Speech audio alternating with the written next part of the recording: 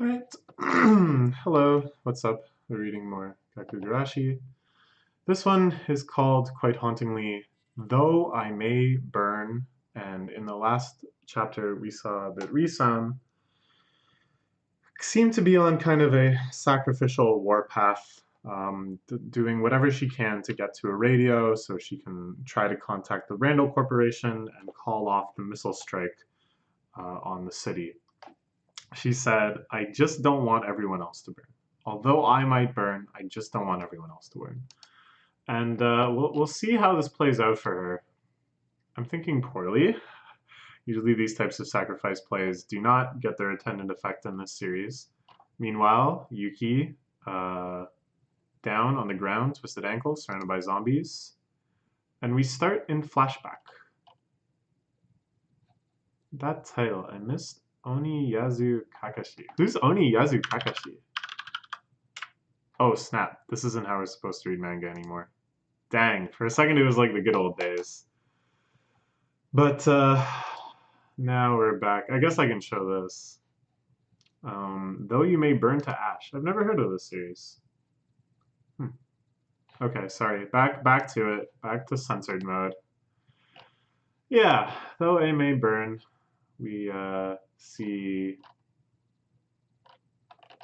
Ri-chan's flashback to her and her little sister. The little sister who she thought was a teddy bear, or thought a teddy bear was her for a big chunk of the series. Now we actually get to see her in flashback. And actually, I feel like we've seen this shot before, where her hat blows away. This is like, yeah, this is like the origin. Her little sister got hit by a car. So her little sister couldn't have even been there in the preschool where she found the teddy bear. But I guess this whole time she's been pretty broken up about it. As you would be, as it's quite reasonable to do. Oh my gosh, look at this shot that the girl's just been hit by a car and someone is taking a picture. Now, I suppose there's a legal benefit to doing that. You show the car, you show the license plate. It can help bring about justice later, I guess. But it's just so grisly. It's so, I don't know. For some reason, this makes it feel much more real. This panel down here, second from the left, the girl, her smartphone in landscape mode so she can frame the shot perfectly. It's quite disturbing.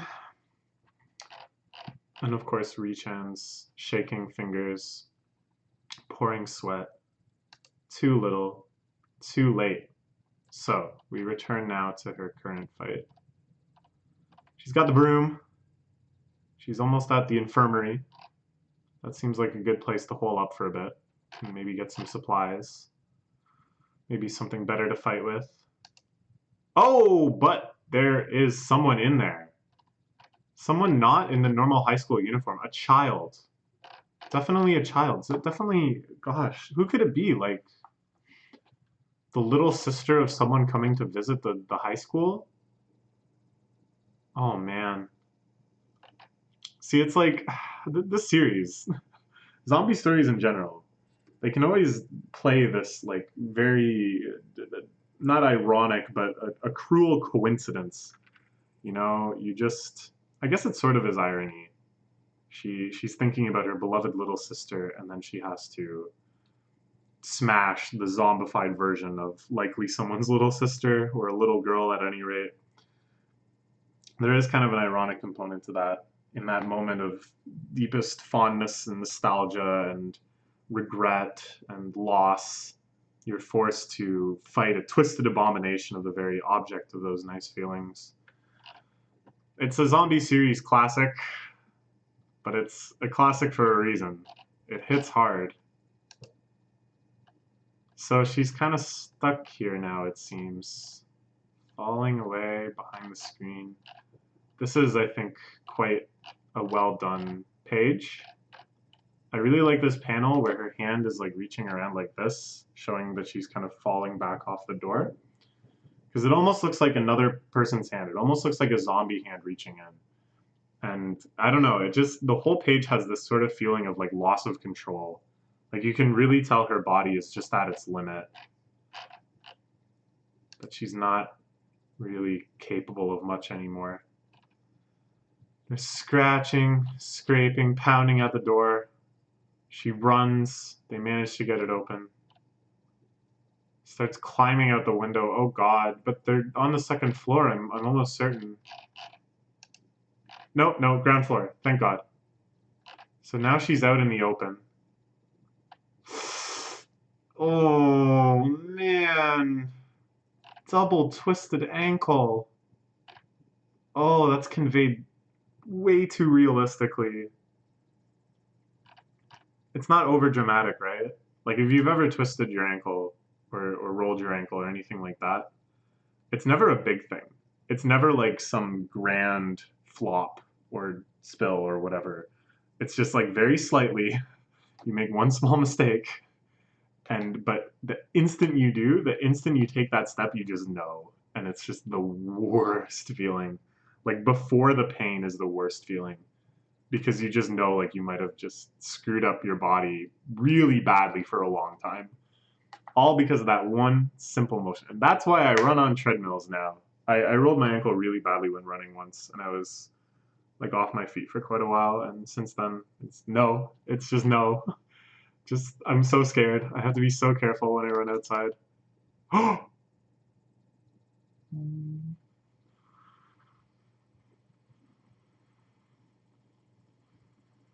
What?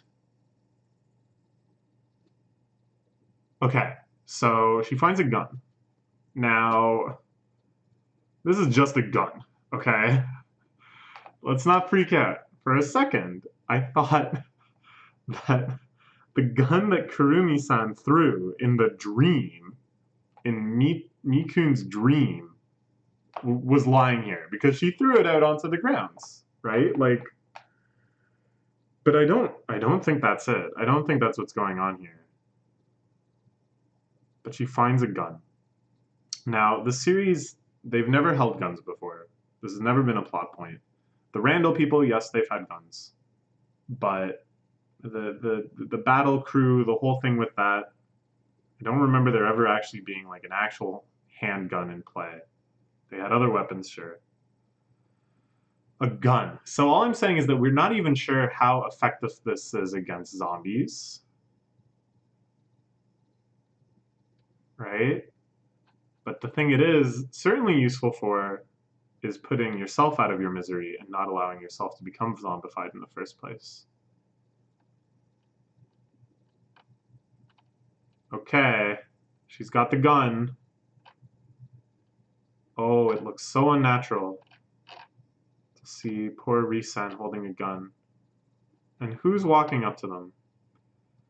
Could it be another cruel twist of coincidence of zombie worst case scenario? And this is their beloved sensei. Gosh. Kind of looks like what I remember her outfit being. And I think her hair was like that too. No. No. I don't think so. Because they kind of already took care of her. Right? That was like the big thing in the first arc. They had to gather up the courage to kill even the zombified version of their beloved teacher. This, I think, is just some other teacher. Or just some person. I don't know. There's enough details. Usually the zombie characters don't really have all that many details. Actually, it's kind of interesting. Normally the zombies don't have too much details, but in these chapters where it's Richan's perspective, it kind of seems like more frequently we get to see what the zombie looks like clearly. So it's like this is showing her experience killing the zombies. She still can't help but look at them as people and take in their human characteristics, whereas like Kurumi-chan had gotten to the point where it was more just the unfaced zombie mob for the most part, outside of some exceptions. Okay, so she points the gun unsteadily. And imagines the zombie stepping on the head of her sister? What? Okay, I see. This is not a psychotic break. She's now harnessed her ability to see her sister everywhere. And notably, for all of her hallucination of her sister, which has happened, you know, as a major component of one arc of the series and occasionally elsewhere, when she saw the little girl zombie, she didn't think of her sister. And now, in this situation, she's recalling her sister deliberately in order to give herself the resolve to kill the zombie. She's imagining the zombie abusing her sister in order to fuel her rage or whatever. Okay, so that's kind of cool. And it all happened as a result of her actually confronting the truth around this accident. Actually remembering clearly that her sister has long since been dead. Okay, okay, okay, okay. Okay, but clearly she's recognizing this person. Who is this person? Should I know? I feel like I should know. I'm so sorry. I don't know. Who is this person? I don't get it. Could it be Okasan? Could it be their mom? Wouldn't that be the worst possible scenario? Which is, you know, and I mean, this is how zombie series work, right? Like, this is a card they can play because of the setup, where you're around the normal people that you're normally around, except that now they're zombies. So it's not unlikely that you're going to encounter people close to you in life, especially if you add the rule that, oh, the zombies are still kind of carrying out the behavior they had as humans, which was mentioned once, you know, the zombies keep coming to school and that they obey the school bell and stuff. So there's all sorts of reasons that the mom would show up at the school. This is my guess, but it's Dear Okasan.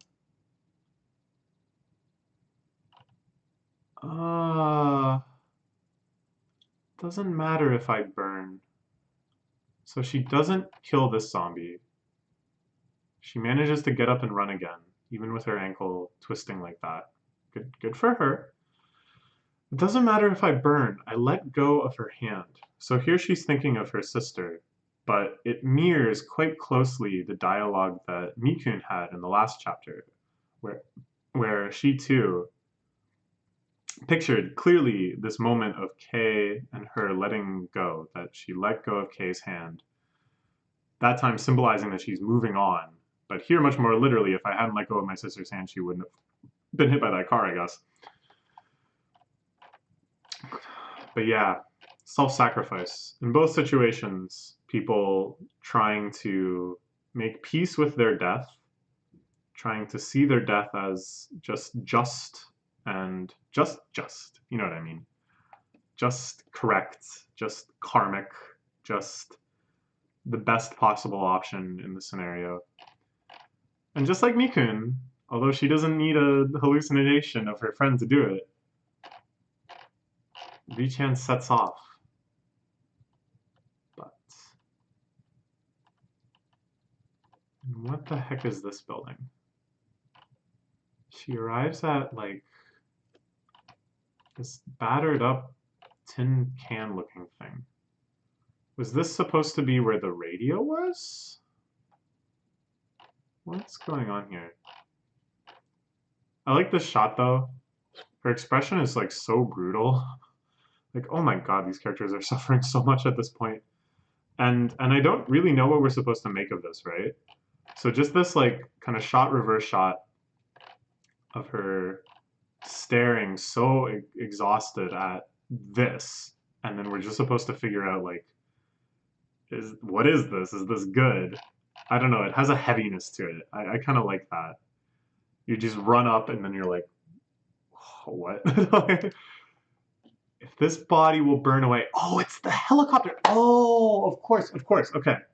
So her plan was to go outside this whole time. I see. So she was going for the helicopter, hoping that something inside still operates, that she can contact the Randall Corporation. Okay. This all makes sense. This is cool. This is such a good callback to that early development of the helicopter. They really can't do a season 2 of the anime now, unfortunately, because they never had the helicopter. They'd have to start. Actually, that would be all right. Start episode 1 with the helicopter crashing, and then just kind of like weave it so that everything is caught up to how it should be. Anyways, so will she find a working radio? Will she be able to contact the Randall Corporation? I don't know. It's like there's a few ways that this can go. One is that this is the final major obstacle, and that once this is kind of taken care of, they drink the water, they kind of hole up in the school for a bit. I don't know. A few other things have to happen, but this could be like kind of the climactic victory, and thus happy ending. Okay, which is kind of still what I'm predicting. I'm still on team happy end. Or this could be a minor victory that kind of gives them some hope, like, oh, good, we're not going to get nuked. But then something even worse happens, or they get nuked anyways in 2 days. Um, and then thus it would lead to bad end. Like even though she got in contact with them and they have this moment of relief, we still have bad end eventually. Or this could be like a minor setback. She gets in the helicopter. There's no working radio. They scramble. They do something. That's the actual final climax. Good ending. I kind of think that's the most likely. Or this is the final permutation. We just quadruple down on our misery. No radio, no contact. Everyone gets nuked. Bad end. That to me seems least likely. I don't know. I don't know what I expect anymore. I don't know what I want anymore either. I want to see the characters happy. This has always been, the major struggle of the series is that they make the characters so endearing and so cute. They use all of these strong moe tropes, everything that every anime series has made you do has done to make you like a character. They hint at the possibility that this could just be a nice slice of life show. Our dear Yuki thinks that it is for quite a while. And it's like you want to get back to that place. You want to see them happy. You want to turn this into a normal cute girls doing cute things show, right? So that to me would still feel quite triumphant. That's like what they've successfully made me care about and kind of want with my heart. On another level, imagine how insane this series would be. How down in history it would go after all this adventure, all this character growth, all of this struggling, it just ends with them dying. It just ends with them together in a classroom bracing for the end. As they've evoked before, there's been scenes where they like kind of all just make peace with their death and they're like, we'd rather just die together. Remember when they're trying to figure out what to do back after going to the office building? So I really don't think it will, though. The very fact that they've invoked this before kind of makes it seem like they won't. They wanted to give you like a taste of what that would be like if they resign themselves to death, but then actually they're going to live. But I don't know. Part of me actually really wants to see that. It would just be so shocking, so unreal that it's just bad at. Okay. But this is all speculation. Let's scroll down and see what's going on in this MF and helicopter. Thus body will burn away, then for every one of her throughout the worlds. Oh boy. And now she's thinking of just children in general, of the pregnant girl in university and babies still to come and I think even this girl herself, even though she was so badass, even though she was much more capable and had much more agency than most other people in that situation, I think Richan kind of thought of her as a little sister in some backwards way. Okay, so she stands on top of the helicopter, crying out for Yuki-chan. Wait a minute. I thought she was going to go in the helicopter and look for a working radio. Did I misunderstand? I don't know. She wants Yuki-chan to come. She wants her attention. She fires a bunch of times. I think that was really stupid. Why not just fire once? It's gonna have the same like effects, right? I would think. And then you save more bullets. I don't know. I don't know. Somehow she knew though that I think Yuki-chan was in trouble. Or not that she knew, but this is how it's gonna work out, right? Because the multiple shots, I guess, are more reliably going to make the zombies come. And Yuki-chan, I'm sure, is going to be saved in the nick of time by this. Yuki-chan. Yeah, yeah. So that's what's happening there. Yuki-chan with what could be a smile on her face. At least a bit of a relieved face. Alright, and it looks like the next chapter is coming out on the 24th of October. So hopefully we won't be too long before we read it. I'm a little confused though. Hopefully someone can explain in the comments. Was the plan not to go to the helicopter and get the radio? Okay, let me go back a couple of chapters then to chapter 74 and see what they were planning, because this is like when they're kind of first figuring out what to do in the school. Mikun is going with to try to find the medicine, and she crawls back half dead. Yeah, and then taking care of her, giving them water. Both of them near death's door. This is when she's like, nuclear missile, 2 days. And then they're like, oh my god, what do we do? What do we do? We'll be together till the very end. At least that worked out. That was the thing they resolved to do way back. And the kind of first scene like this, where they're really just realizing how few options they have. I think this is pretty nice. I kind of like this resignation unto death. Even if I don't actually think the manga will end that way, they're managing to convey that tone. Even though it won't have anywhere near the impact of actual bad end, it's like showing you the flavor of what that would be like. So I appreciate that. That's not good enough. There are people waiting for us. Where are you going? There must be a radio or something. Okay, so I don't know. I check the helicopter.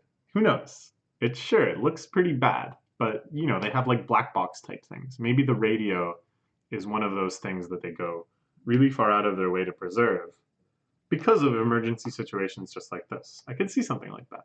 I thought she was going to go check the helicopter. Okay. All right. All right. All right. We plunge ahead forevermore. Everybody's got twisted ankles or is half zombie. That's just how it is these days. All right. See you next chapter. Bye-bye.